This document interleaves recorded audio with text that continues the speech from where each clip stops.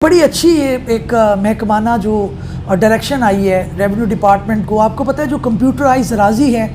उसके अंदर let suppose ए का अगर रकबा है 10 कनाल और उसका बी के साथ डिस्प्यूट है 2 कनाल की हद तक और बी को स्टे लिया है, तो उसके अंदर आज जो कंप्यूटराइज अराजी सेंटर है वहाँ पर उस ए का जो 10 का 10 रकबा है कनाल का, उसके ऊपर स्टेज लगा दिया जाता था। ये बड़ी गैर मुनासिब बात थी, बल्कि इसके बढ़कर ये है कि अगर एक खेवट के अंदर एक से ज़्यादा मालिकान है तो वो सारा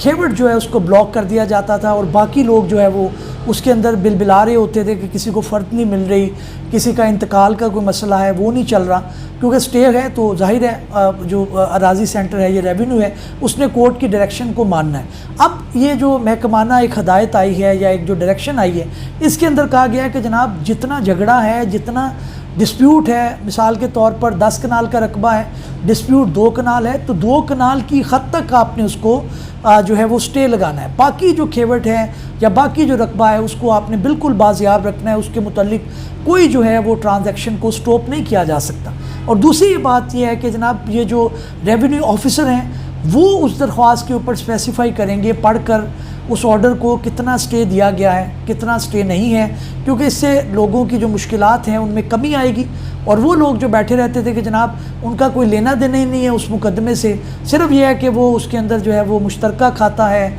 खेवट उनका सेम है, तो बेचारे फंस जाते थे। एक स्टे आ गया तो बाकी जो मामला है वो यूं का तू पड़ा है, उसके अंदर कोई ट्रांजैक्शन नहीं हो रही, रजिस्ट्रियाँ नहीं हो पा रही, उसके अंदर सेल डीड नहीं हो पा रही, इंतकालात नहीं हो पा रहे, तो इन चीज़ों से अब जो है वो जान छूट जाएगी और इसको हमें अप्रिशिएट भी करना चाहिए। अच्छा एक इक़दाम है रेवेन्यू डिपार्टमेंट की तरफ से।